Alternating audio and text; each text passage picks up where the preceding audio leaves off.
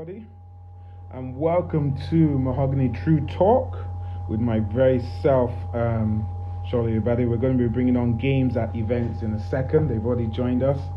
Hi, so it's nice to have you guys. Before I bring them on, let me just quickly do introductions. Sorry. Mahogany True Talk is a weekly interactive show brought to you by Mahogany Productions and Events, which is an explorational event and production company that handles production and event management for clients. The show, of course, focuses on everything that has to do with events, from production to event management, hosts, music, and even food.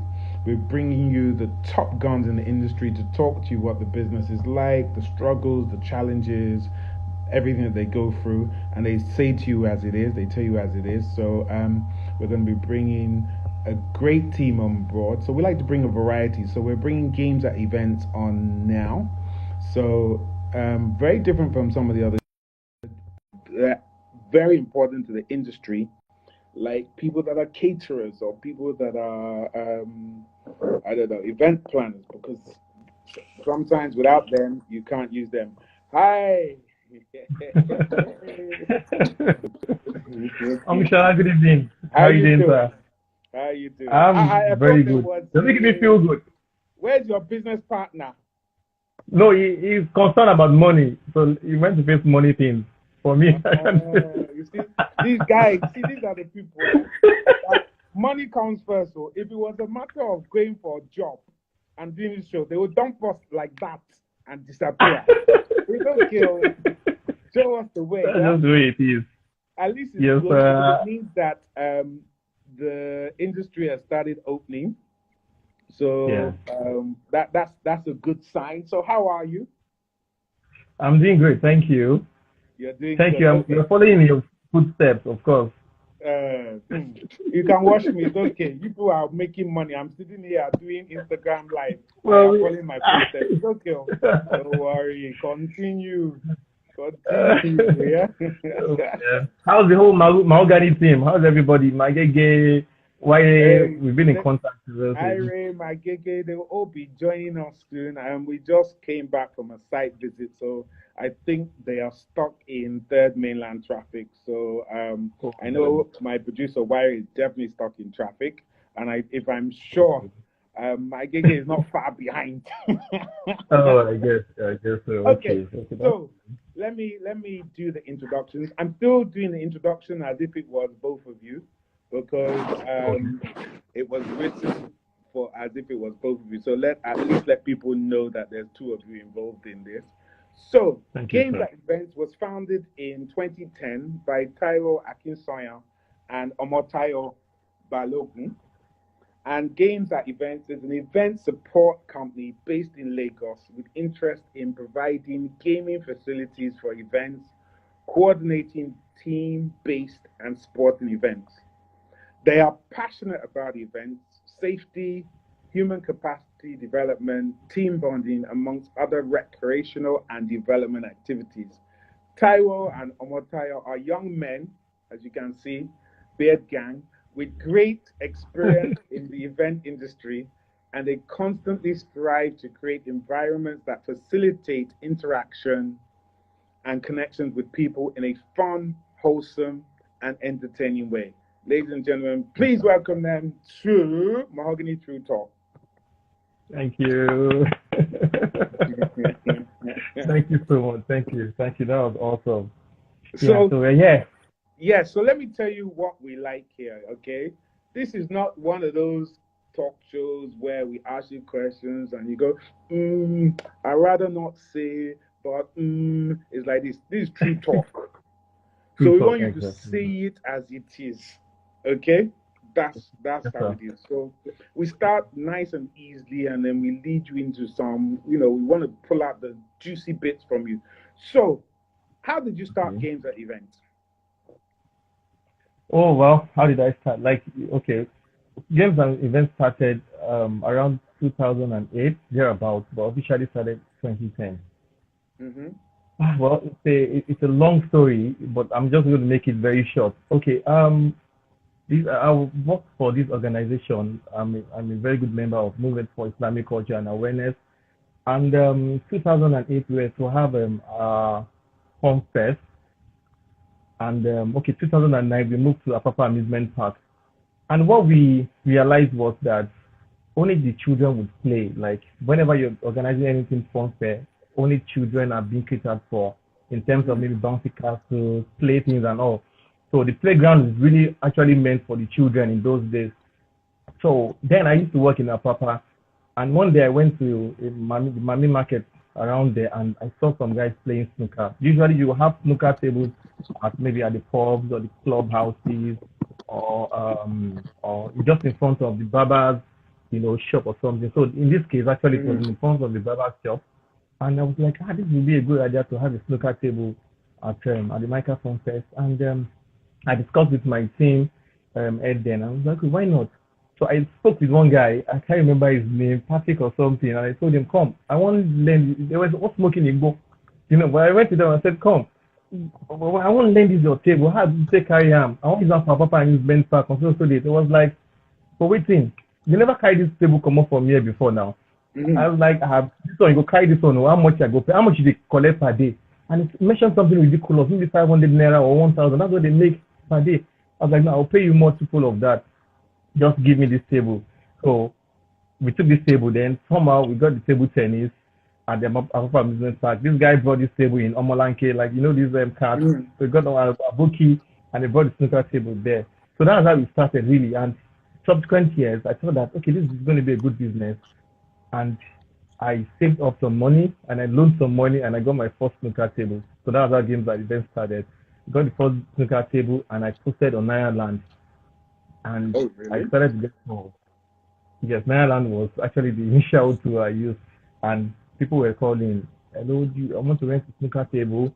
And since then it's been wow. So from one equipment to another equipment, and started in 2010 officially, and ever since it's been beautiful. It's been beautiful. Thank God. So what you're saying then is that you started off more as a rental business. So it was like get a snooker table, rent it out to somebody. It wasn't actually starting off the business in terms of planning events and bringing games and stuff like that. No, it was just equipment rentals. You need a snooker table poker, table tennis. You bring it to your event, and that was just all. Okay, so run me through the services you render. Do you just supply games or rent and leave it? Do you offer other services like organizing bonding activities? Just give us an idea of the range of service. Let people understand, because I know they say at games and people just think it's just here, play this game. What's the full service you render? Yeah, okay. Well, for us, we don't just render games. We don't just give you our games to use. We create experience. We, create value. So when you're using our games, you're not just playing away. You're gaining something. We are bonding people. You're making you socialize. You're making you have fun and lasting memories. So we offer team bonding services, where we have and we bring in our variety of games and activities, and we have coordinators. Sometimes it depends. If it's competitive, we have umpires, to ensure that the game is it goes on right. Then apart from that, your company like you and all other experiential companies also engage us, to provide engaging activities for whenever they are launching a particular product, or they're trying to promote one product or the other. So we do that as well. And we also organize fun fairs, or we partake in fun fairs and carnivals as well. Okay, so now you say that you've expanded it. Your reach is quite far now, in terms of what you do. Do you understand? Yeah. So, yeah. Is it one size fits all, or do different events require different games and activities? And how do you decide what games go for what events? Is it based on the client? Is it based on your expertise? Is it based on budget? Talk us through the process. So if I'm an event planner, I don't know anything about games. I'm not one of those event planners or a client that is clear in my head what I want. All I know is that I've heard about you, and I just want to spruce up my event. Talk me through how you would manage that situation.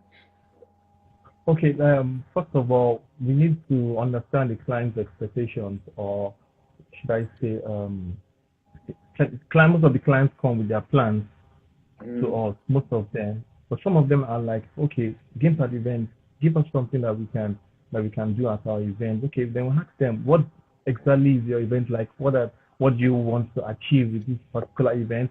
What are the kind of what are the audiences? You know, so we look at that before we decide to say, okay, this is going to be appropriate. This is going to be appropriate, because we've been called on for almost every kind of event, almost every. The only thing I think we've not been called upon for is a funeral. You understand? So, but every kind of fun event, every kind will be called upon to. Is that they tell us this is what we want, or we advise them on what they want. So if it's children based, we have packages for that. But really, games at events started from the fact of a lack that there is nothing for the adults. So most of our games and activities are tailored towards the adults or the grown-up. You understand? So if your audience is an adult audience, depending on the age range, we say, okay, this is what we can provide for you. For instance, concerts. Yes, we've been to concerts. So our games are usually pre-evening kind of arrangements. So we do a setup on that. So for early comers to the concert, as a matter of fact, it helps to bring early comers to the concert or to your shows or any program. So when you come, you have games to play around, maybe snooker, table tennis, any game. And sometimes, it's so unimaginable what some people would ask for in that environment. We've been to bank headquarters and we're taking snooker table and even table tennis. And you see bankers taking off their suits and playing. You understand? So it depends on your interest, and we also advise you on what is best for your events as well. Very interesting. What is so? What are the type of games that you have? So, if I wanted to order, what kind of games do you have? Okay, well, I would ask you what really you want to achieve with your event, but let me just give you a list of them. Of course, we have number one, pool table. We're at one end of the year party, and the MD of that company actually was trying to play. He made the snooker table there, and was like, it's been like 10 years. He had the queue. It's been like 10 years. He played snooker table. So that's like that nostalgia we try to create. So of course we have snooker table, table tennis, table soccer. We have giant board games. We're the first company to own a giant Ludo, giant Scrabble, giant draft, snakes and ladders, and our games are not just roll the dice and count. On each game, you have activities that you can do. So we create the bonding and the visualizing aspect of it. So we have bowling, we have the miniature golf, short dance, tic-tac-toe. The list is quite long. I don't know if I can finish it tonight. So do you do computer gaming events as well, or is just hard events? Do you do like? Yes, we do. Yes, we do computer gaming events. Yes. So we have Xbox, PlayStation, or what type of event? PlayStations, basically PlayStations, and we have the latest, game applications on them. Okay, so you've been doing this now for 10 years plus. How important is it to have games at your events? I mean, are games necessary for every event, or are there events where you don't need games? Have you ever been in a situation where somebody's invited you to an event and they want to potentially use your games, but you looked at the type of event it is and you said, excuse me, to the client, sorry, this is not going to work. It's not going to fit in with your theme. It's not going to fit in with your environment. It's not going to fit in with your venue. Or is it that no matter what happens, you always find a way? Yes, that's just the answer. No matter what happens, we'll find a game that fits, no matter what it is.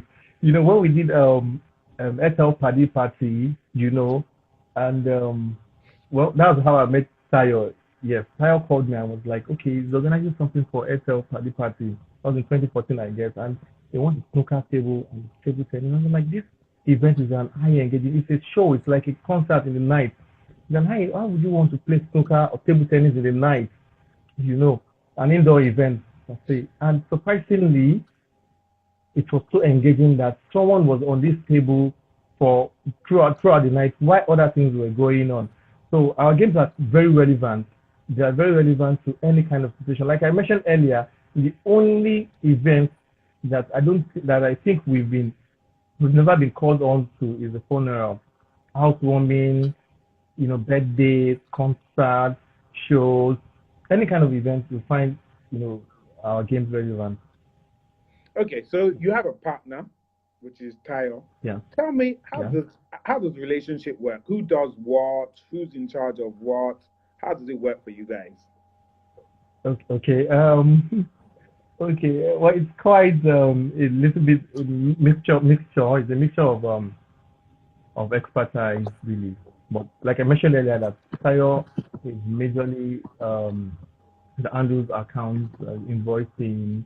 It tells you how much it goes. Even up to today, someone still called me and I have to check back with Tayo, how much should we give this house? Because Hmm. that's the expert is a finance person. I'm also a finance person, but I'm more of a technical kind of person. So when it comes to holding the tapes, measuring, what fit was, okay, kind of game fit into this environment, into this hall. We have this size of hall, kind of games I'm very much particular about. So when it comes to setting up and all, yes, you can call Taiwo.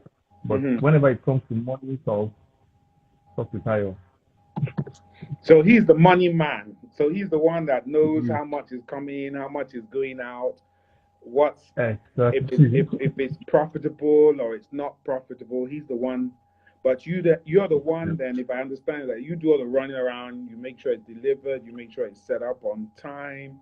So talk to me Yeah. about games. I mean, in terms of games now, you have a good variety of games. But if somebody was setting up this business, how often do they have to keep replacing the games? How often do you have to keep topping up? How do you manage with damage, with, let's say, chess pieces being lost, for example? Because you can't bring me a chess game, a big one, and then Um, three of the pieces have gone missing. So how do you manage inventory and that side of the business? Yes, that's one of the challenges of the business, really. And yeah, after every event, we make sure we take stock again. We take stock to ensure that lost pieces are replaced. Any damage, you move. Most of our equipment are quite heavy, so Hmm. that there's no way you move them around. And you have scratches, you have bruises around, you have something cutting off, something falling off. So we make sure that we do that periodically, or just immediately after we maintain our games. We do that quite often. So we don't want to So, miss anything out. mm. So So yeah. if you have like a bouncy castle, for example, do you have to, when it comes back to the office, do you have to set it up to check that it's not damaged? Because I'm assuming you can't wait to deliver it to the person, to another client, and suddenly realize it's damaged. What do you have to do in those situations? Talk us through your Yeah, well, maintenance before you and the get past process. to the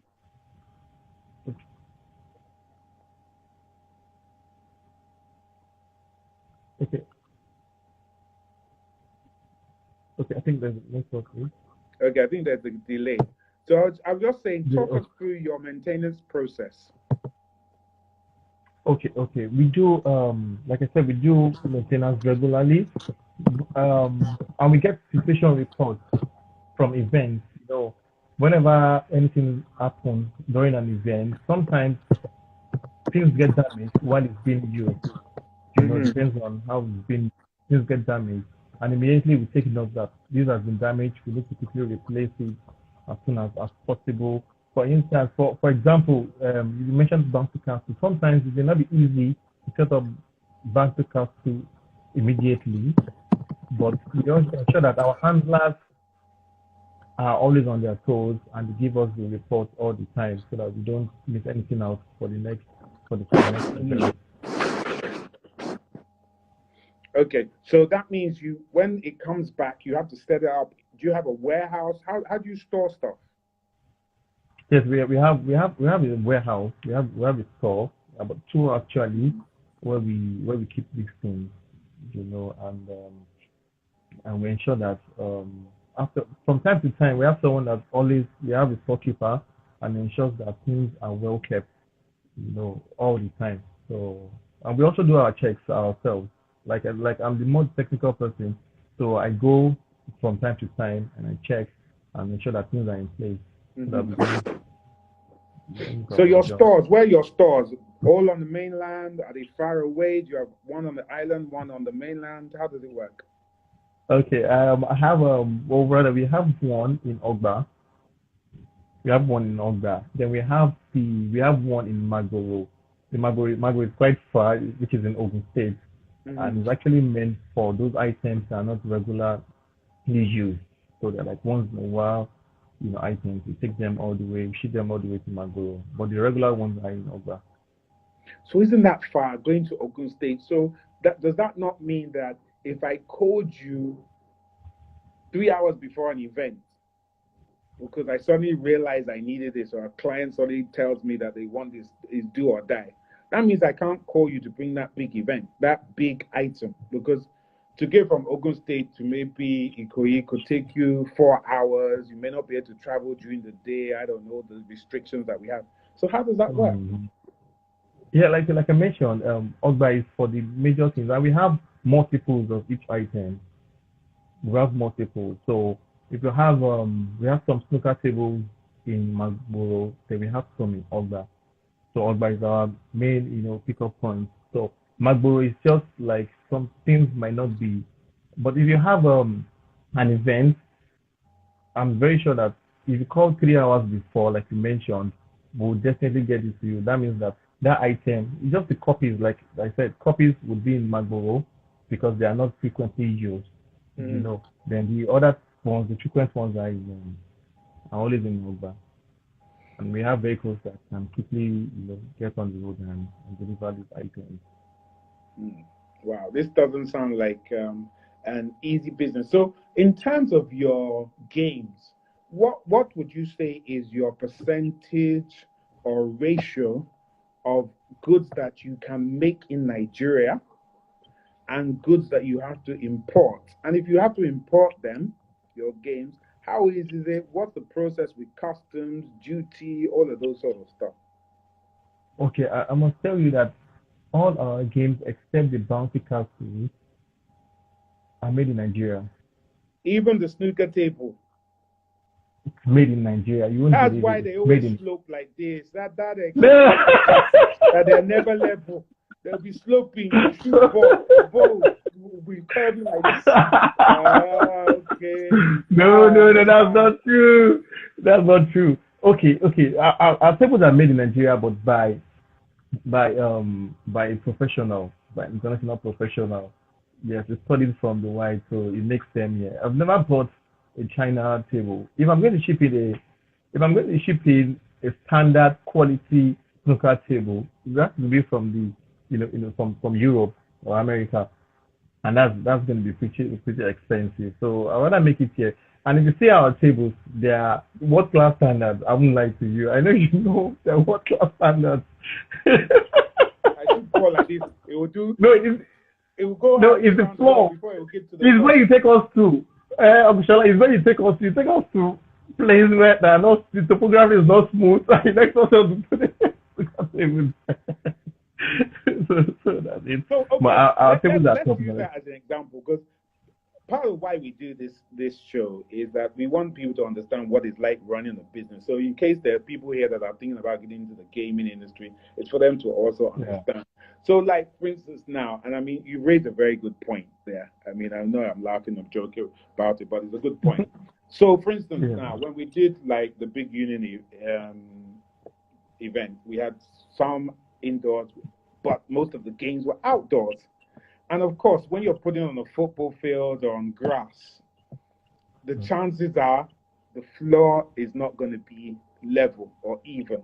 Yeah. So, do you Definitely. come always prepared for that, or do you just think, man, that's their problem, let them deal with it? No, no, no, no, no. We do before that. Before the setup day, we do site assessment to understand what kind of um, place you are taking us to. You know, we look at the environment, the topography, and we prepare for that definitely. You know, snooker table and table tennis are quite, they have to be on the level ground, especially for snooker table. So we come with, with things that we can use to level it. And we also have plums to ensure that it is well leveled. But sometimes, in reality, sometimes we may not really achieve the perfect, leveling. Do you understand? It's only when we have a competition, like international competition, that we must have the perfect leveling. But because it's just for fun and all that, well, that's where the fun is. Sometimes when things are not so perfect, you catch fun in it. But we try as much as possible to ensure that the situation is perfect. We try to do that. When people play games, sometimes unexpectedly they are very serious about it. So especially the team bonding games, where it's just supposed to be fun, just come together and have fun. People Yes, take it so do seriously, or die. like do or die. Thank you. We've had situations where they almost fought us. No, I'm the force, that is no. So we had to use VAR. Use our phones to do VAR to ensure that we so it's a little challenging, but day by day we are improving. We're improving. Okay, so in terms of oh God, I had a question in my head that I needed to ask you, and it's kind of gone out the window. I will come back to it. I know what it was. Okay, now you provide a lot of games, bouncy castles, like I said, a whole variety of stuff to people. Now, if I remember correctly, when we've done events from you, I might be wrong because I don't always do the invoicing. I know it's Wiry and GM that does it. But do you take damage deposits? And also, if you do take damage deposits and somebody ruins your bouncy castle, for example, or they smash a snooker table in half, I'm sure the damage deposit is not going to cover replacing that. If you don't take damage deposit, how does it work if one of your equipment or your equipment are damaged? Well, first of all, we don't take damage deposit. We don't at all. We don't. We I don't. thought so. Because it's usually controversial, you know, like something damages, and I'm telling you, Oga, 30,000 what you give me for damages, I could take 10,000. It's like no, it's not my fault now. It's blah blah. So we don't usually want post event controversies like that.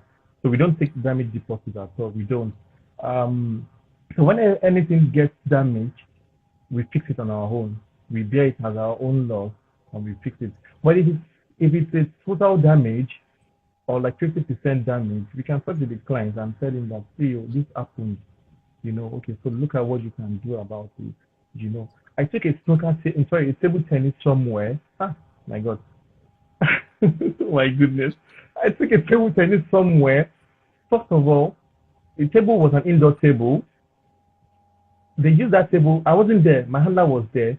They needed a beer pong table. They should have just requested for a beer pong table, but they used my ping pong table as a beer pong table. First of all, they poured wine and drink on my table. First damage. Secondly, they left my game in the rain. Chai. And it got straight. And that table was 100% damage. Do you know what? Because it was a public place, I couldn't trace this client. Up to today, I couldn't trace her. But I found that as a loss, and as but who I did learned the on, I booking learned. though? Didn't they book it, or what? The person, No, somebody a must have lady booked the booked. table. Yeah, a lady booked over the phone. She made the bookings, and I sent. I was even there. To set up, I was there to set up, but I left. And the next day, I returned to pick my items. They were totally damaged. And for me to reach out over the phone, I couldn't anymore.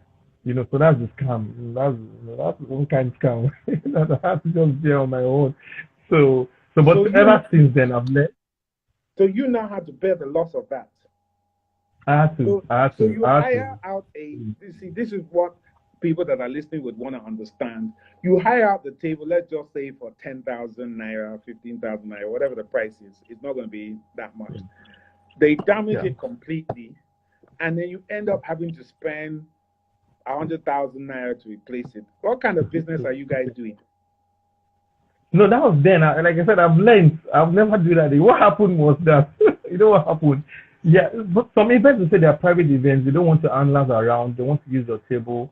So in this case, it was what happened. They were like, okay, no hand. But sometimes, but like I said, I've learned over time that if you want it that way, you must pay a deposit, damage deposit. But if you want my handler to be there, you don't have to pay the deposit. You know, it's going to ensure that everything goes on well. So this was about maybe 7 years ago, thereabout. Mm. I was still on my own. I was still learning on the business. So this was the case. It was a public. It was a club house actually. It was a club. So by the morning, everybody had left. Even the girl that called me for this job, she had left. And I got there. I didn't meet anybody. So I had to carry my carters and go. You know, and I kept calling her, and she didn't pick her call. So, but ever since then, if you don't want, if you want, you must have an handler. Sorry, my handler must be there to ensure that things go on well. If not, to pay for that maybe. Yeah, I mean, I think just my own personal little piece of advice. I think bearing in mind how we are in Nigeria, I think it has to be really non-negotiable that if you're not ready to take my handler, I'm not giving you my stuff. Yes, that's my game. As Definitely, yes. simple as that. And the other reason why you can say is, look, in case there's the table collapses or the I don't know the bouncy castle Yes, runs out of yes. bed, And there's always handling has to someone be there there. Someone has to look yeah, after it definitely. and stuff like that. Because I mean, I remember Definitely. we've had incidences. I'm not going to say it was your company, but we've had incidences where you've had the bouncy castle, and either the generator was too powerful for it, was not powerful enough, or wires were Exactly. touching. We're talking, yeah. Things had to be resolved like that. So the handlers that Yeah. you have on site, are they technical handlers or are they just people just to supervise that, there's not 200 kids on the bouncy castle at the same time? What kind of staff, or do you have a mixed match of staff? What kind of staff do you have at any given event? Talk me through whether it be a small event or a big event. Okay. We have a mix. We have the technical guys. You know, most of the events I'm there as a technical person. Then we have the handlers just to ensure that things go on well. If something collapses, we are there to make sure it goes back up. You know, especially when a Jenga game is whenever it collapses, it has to be rearranged. So the handler is there. Like you mentioned, kids, you don't want too many kids on the bouncy castle. Is there to coordinate that, you know. So, but when it's too technical, electrical, and things that I know that they cannot handle, most of the time I'm there. Most of the time if I'm not there, another person is there that I trust that can handle that. Okay. So do your staff have to go through any particular type of training? How does it work for them?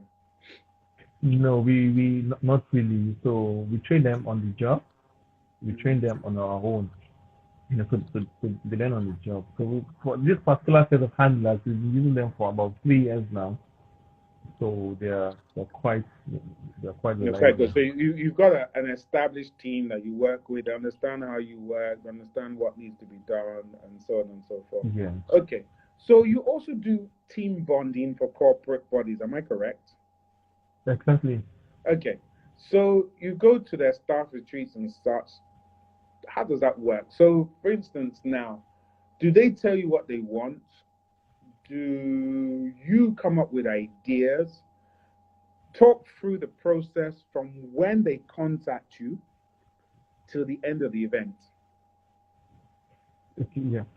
Basically, what we do is that for most of the team building events, for most of them, they throw it at us. They ask us to give them ideas of what they can have. So it depends if it is majorly equipment based or it's just activity.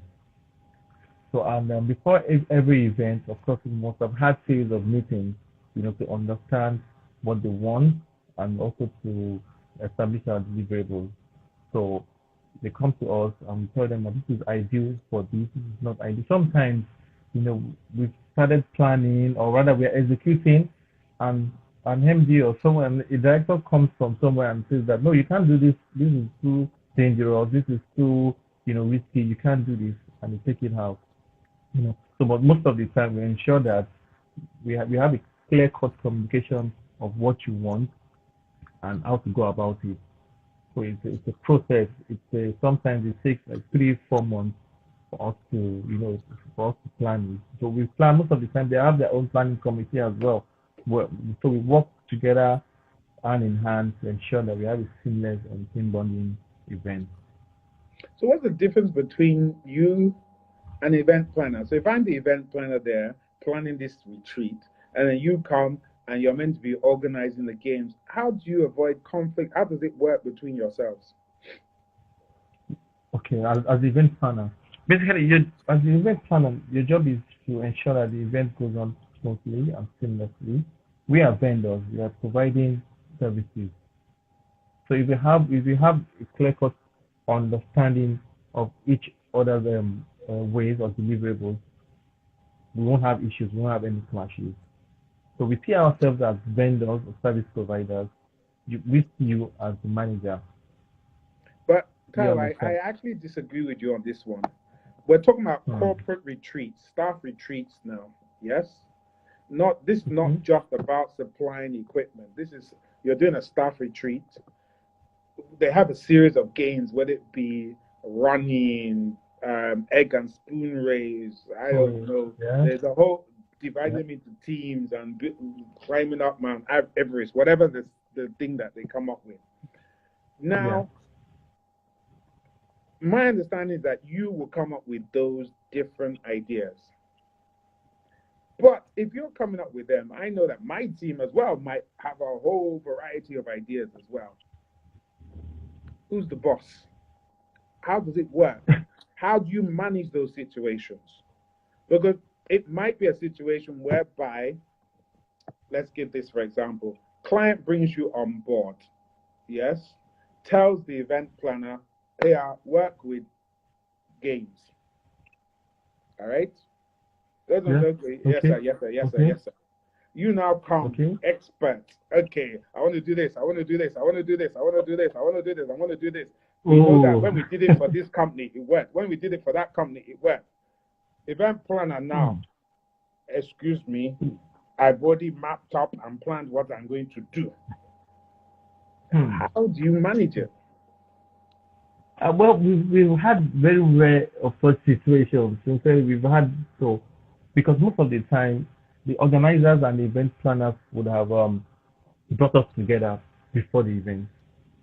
They must have done that. We request for that. Okay, we'd like to know most of the time the event planners are the first contact for the organizers. But in the case where we have the organizers, they bring up the event planners and we meet and we harmonize things before the D-Day. So hardly do we have such clashes on events. But when it does happen, of course, we go back to the organizer for settlement. But sometimes, if the event manager or the planner, if it's event manager, so to say, is quite reasonable and mature, we can iron things out. Yeah. As long as the event objective is being achieved, we'll find the solution. Okay.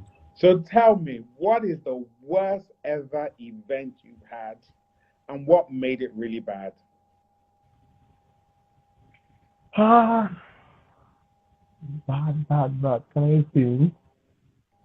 I can't really think of what really made any event bad. Wow. But I can't think of. Most of them have been. I can't really pinpoint one to say that something went too bad and it's a foul. Sincerely, I cannot. So you're trying to tell me that you guys are so perfect that you not a bad event. I've not met a single vendor in the event industry that has not had at least one mishap or bad event. It's not happened.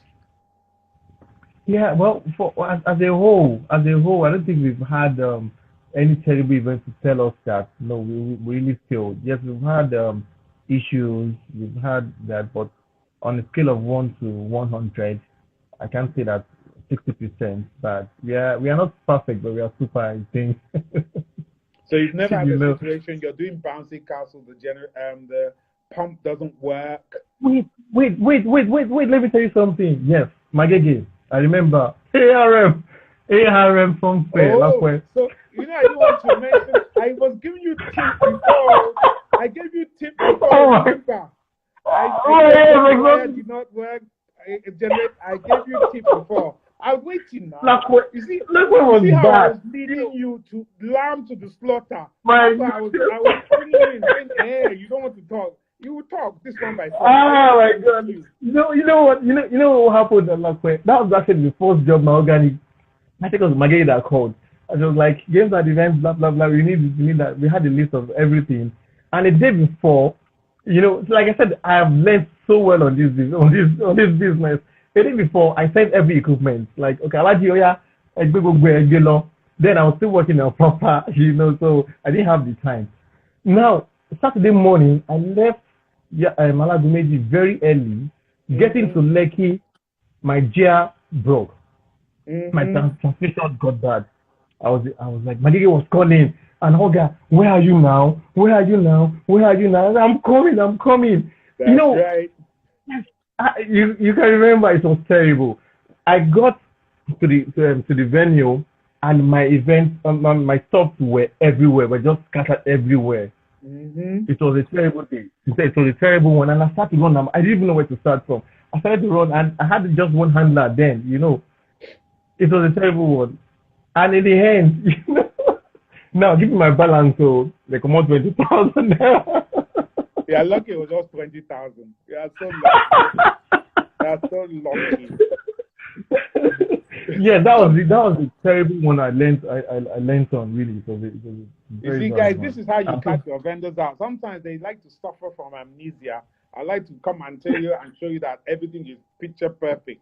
Because that event, let me just tell you, my whole team, when people say to us, have you ever had a bad event? Yes. Wow. We always use that event as an example. It wasn't just you. There were other things.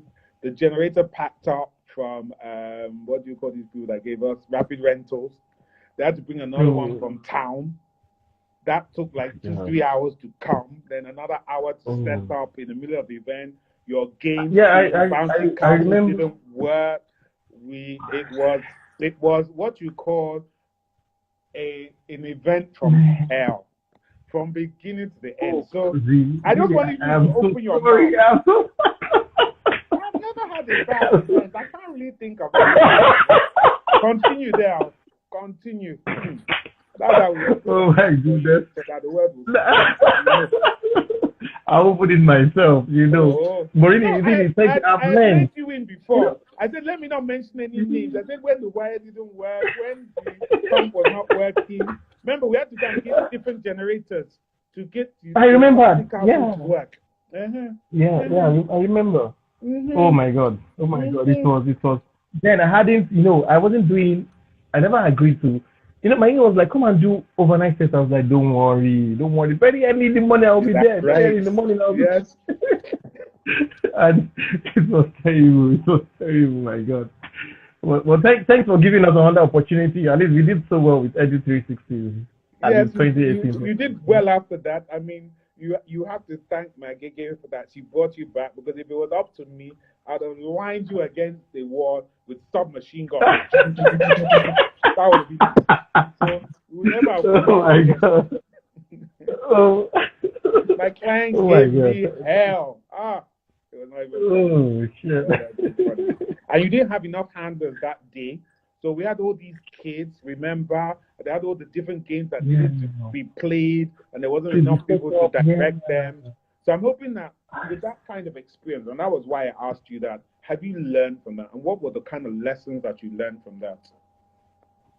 No, we've learned time management. We've learned about assessing the situation before taking on job. He said if I never knew Lakwa was very far. And another thing is communication between the clients and us. It really matters. My assumption was that the event wouldn't start until like 2:00 in the afternoon. So when I get there in the morning, it does not take time. And whenever we have partners to come on jobs like that, and they're like, I'm not worried, they can't. Chebi's party, what's Chebi's birthday? It's 2 or 3 they will start. I'm like, no, lie. Even if they're going to pay you extra, to bring those items a day before. So most of the time we do Eve jobs. Eve, get it first. There was one Giddy first concert that we did, and we were there 2 days before. Good. Coca Creative is like they will like bring it. Don't worry, it's in the evening. Bring it in the morning. Not lie, not the next day.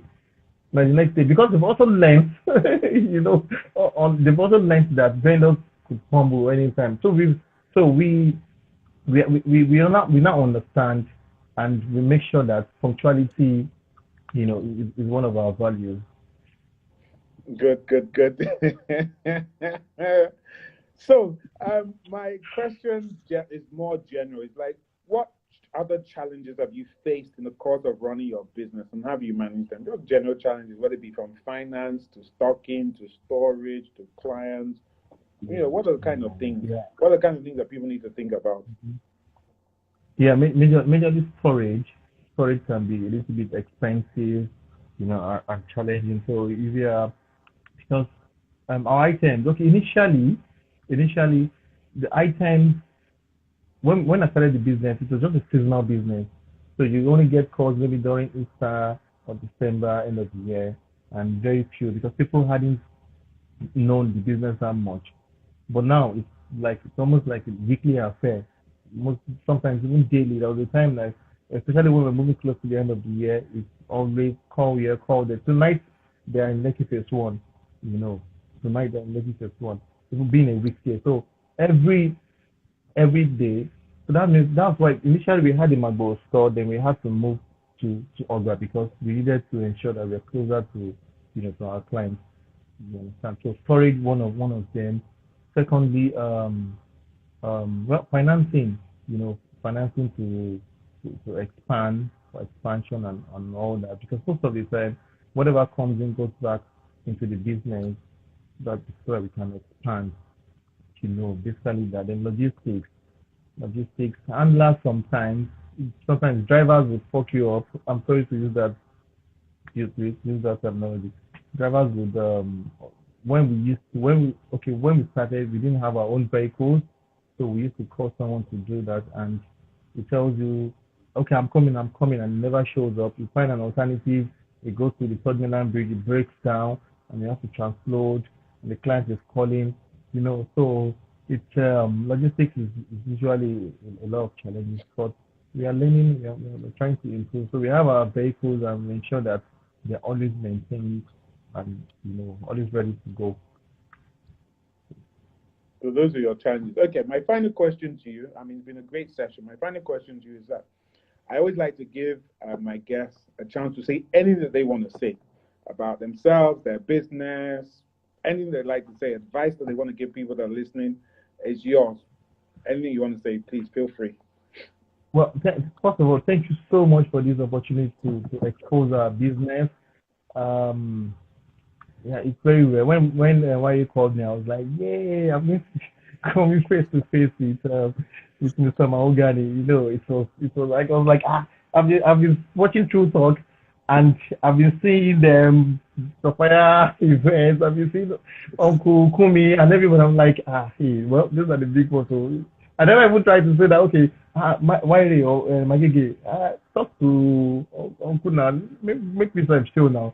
Because we are we are still down the ladder. But thank you so much for bringing us on. And I must tell you that I started games at events when I was earning very little. The first local table I got was from my salary and loan from my mom. And that's how I got it. In fact, the first few jobs I had, whenever any money comes in, like the full payment goes back to buying the new equipment. Mm-hmm. You understand? That was something I did one fair in Unilag, and I had to buy a table soccer. It was like a 5-day trade fair, and the money that came from that job went to buying the table soccer, and the table soccer got damaged within 3 days. Right. It didn't even last up 5 days. It got damaged, and it was a total loss. But it didn't stop me. You understand? It didn't stop me. I kept going, and up till now, I thank God. So I just want to tell the younger ones that nothing is impossible. If you have a passion, fuel your passion with your time, with the little coins you have, spoil it, it's going to come up with something really great for you. You know, so that's just what I want to say.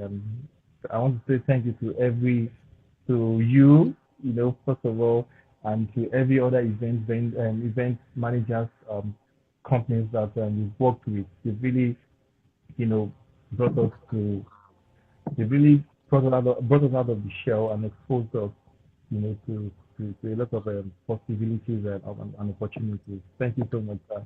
Thank you. You're very welcome. You're very welcome. Taiwo, it's been great having you on the show.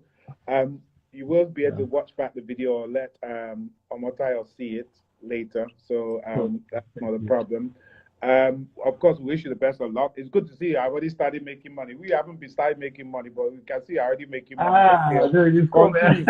We are waiting for you. We've not gotten your credit this year. And then we are waiting. Me, I've Our not bank is received open. credit this year, so I'm not Yes, to surprised I've come. not received credit this year. No, if your credit doesn't come inside this year, like one kind, we are waiting for your credit. We are waiting for the credit to come. But we wish you the best of luck. And thank you for coming on board. It's been great. It's given Thank you, people a sir. different insight. It's let people understand what it's like running a game and events business that you run. You're, of course, as always, very articulate, very professional in what you do. So we really appreciate you. Give my regards Thank you to so much. your business partner, and we shall see you again soon. Thank you so Okay. much. Have a good Good night, night. sir. Good night. Guys, that was a great show, of course, bringing you games at events. I bet a lot of people may not even have known that there are companies out there that do these sort of stuff. You sometimes see the games and you think, how did these come? Anyway, I'm just going to play them. Or you get an opportunity to play these games which you would not normally have had normally. So I hope you found it very interesting. We will, at Mahogany True Talk, we will continue to bring you different types of people that are within the event industry to let you see what they're doing. But more importantly, why we do these shows is not just to hear from them or for them to advertise their businesses, but it's for you in case or your friends or family that might be thinking of setting up a business in that particular genre to understand what it entails, to understand the challenges, the difficulties, the problems around financing, money. Like you heard, about damages with games at events. They're continuously having to replace equipment, which they can't go back to the client to get the money from. So if you're setting up that kind of business, this is one of the things that you're going to have to consider. So that's the purpose of doing these events, is to give you industry knowledge, stuff that people would not normally share with you. If you call them out of the blue and say, please tell me how you do stories, tell me how you do damage, they will just look at you and say, who are you? Well, I want to tell you. So we bring you programs like this so they will tell you. Guys, we're going to be back again on Thursday with Fashion's Finest chat room. Also, we've got a new show on YouTube called The Ugly Truth with Wari. Great show. She just gives it brutal, opinionated. It is what it is. She says it as it is. She talks about all kinds of issues. She gives you her views as they are. So please check that out. That's only being shown on YouTube along with FFA Stop. So please check those out. We're back again with Mahogany True Talk next week with another great guest. So please join us, guys. Remember, COVID is real. Stay safe. Social distancing. Wear your mask. Okay, guys? Good night and take care.